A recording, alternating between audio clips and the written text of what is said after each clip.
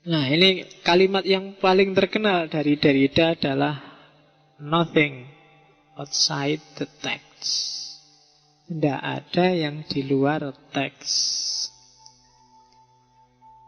Jadi semua yang dipahami, yang punya makna, yang bisa kita olah dengan akal budi intelijensi kita, itulah teks.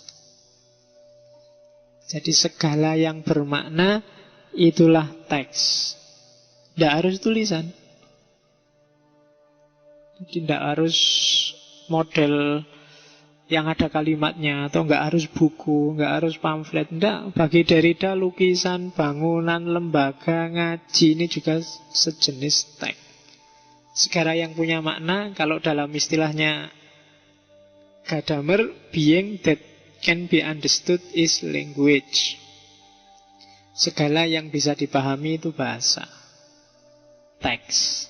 Jadi teks nggak selalu tertulis. Dan ini jauh-jauh hari kan sudah disebut oleh Al-Quran kan. Waktu Nabi Muhammad dapat wahyu pertama, terus tiba-tiba Jibril bilang Iqra, itu kan Jibril kan nggak bawa tulisan, nggak bawa print-printan Quran dari Surabaya apa dari Semarang terus ayo Iqra, kan nggak. Jadi tiba-tiba Jibril datang terus bilang pada Nabi Muhammad Iqra. Awalnya kan Nabi bingung, apa yang tak baca? Terus selanjutnya aku ndak iso moco, kan gitu. Maksudnya kan pasti bukan baca tulisan, tapi baca teks, yang teks itu yo tidak sekedar yang tertulis. Jadi maksudnya Jibril mungkin lihatlah realitas sekelilingmu, lihatlah jahiliyahnya umatmu, lihatlah rusaknya peradabanmu, lihatlah itu Iqra. Yang dari situ harus didekonstruksi untuk diperbaiki, untuk dikejar, diproduksi makna baru untuk peradaban yang lebih kondusif, yang lebih sesuai dengan kehendaknya Allah. Kan itu mungkin maksudnya Jibril.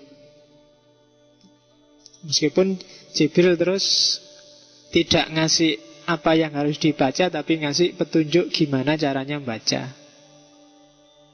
Iqra bismi rabbikal ladzi khalaq, dan seterusnya. Itu kan surat Al-Alaq. Masih hafal ya? Hafal. Iya. Yang jelas kalau surat-surat kayak gini kamu masih nggak berani untuk dibaca waktu imam ya. Khawatir macet tengah jalan. Oke, ya. Pokoknya yang paling pede cuma kulhu sama selain itu ndak pede, khawatir macet. Oke, jadi Iqra sampai Iqra tadi ya. Pokoknya ndak ada yang di luar teks. Semua yang bisa kamu pahami itulah teks. Yang tidak bisa dipahami Pak, ya tidak bisa dipikir, nggak bisa dibahas.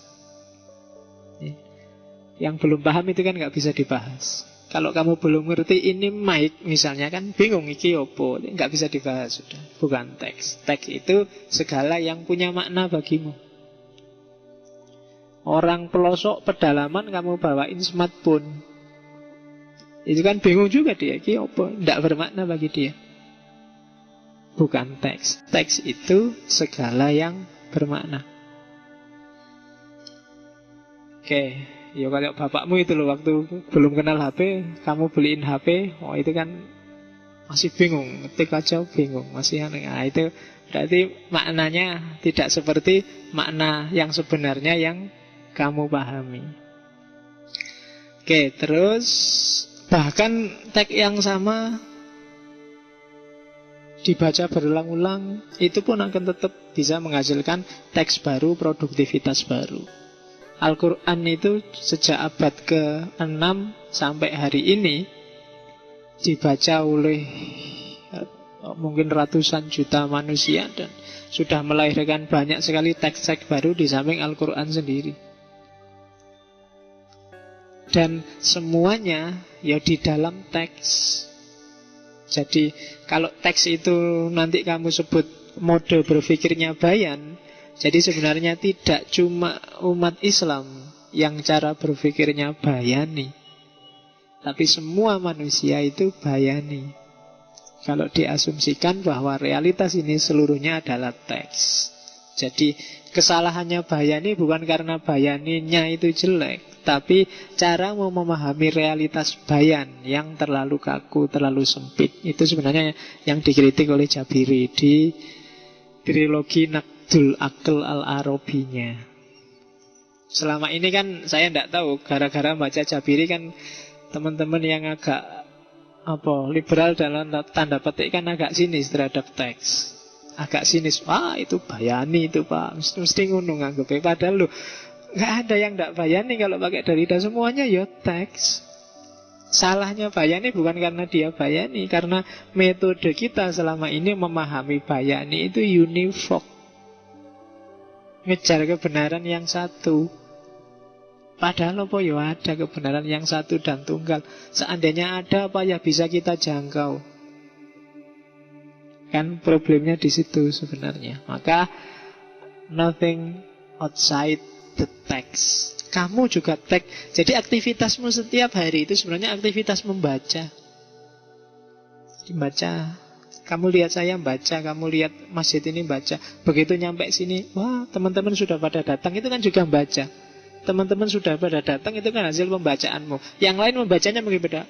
Baru sedikit yang datang, itu kan pembacaan juga. Jadi nggak ada yang nggak baca. Akalmu itu tiap hari rame. Meskipun mulutmu nggak teriak-teriak kayak orang baca, tapi sebenarnya aktivitasmu tiap hari itu dari membaca ke membaca. Sesekali kamu transkrip sendiri itu tadi, bunyinya apa ya akalku ini membaca itu. Itu yang nanti disebut muhasabah. Syukur-syukur kamu bisa muhasabah agak dalam, terus kamu seleksi sendiri. Ini tidak penting dibuang ini itu. Yang selama ini bikin kamu pening kan pembacaanmu itu nggak pernah kamu seleksi, nggak pernah kamu ini penting, ini tidak penting, sehingga campur akhirnya. Jangan salah, tidak ada data yang terbuang. Memori otakmu ngalah-ngalahi komputer. Jadi yang masuk di kepalamu, kamu baca, kamu pahami itu akumulatif sifatnya. Dia ngumpul di sini dan kalau kamu cuekin dia akan masuk ke bawah sadar. Di Freud kemarin kan gitu. Ketika dia masuk ke bawah sadar, dia nyetir kamu tapi kamu nggak sadar. Ya tampaknya saja, karena tampaknya itu kan kamu atur sendiri pakai logikamu. Ngaji ini saja, tampaknya saja kamu pengen ngerti filsafat, tapi mungkin di bawah sadarmu ada dorongan yang tersembunyi, nggak tahu apa. Mungkin biar dianggap anak soleh karena di masjid, apa ben. Itu bawah sadar. Ben mungkin di bawah ada ambisi, ben aku ngerti filsafat. Neng kampus selalu ada anak filsafat macam-macam, harap tak bantah. Mungkin itu bawah sadar, tapi di atas sadar bilang, oh ini ngaji Pak, cari barokah Pak, cari hikmah Pak. Itu atasnya gitu, mungkin bawahnya. Dan yang bawah ini justru lebih urgent.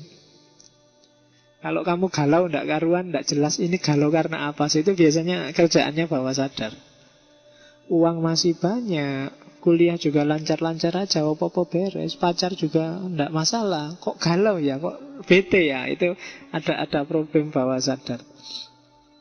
Oke, yaitu semua teks. Jadi aktivitas hidup kita dari baca ke baca.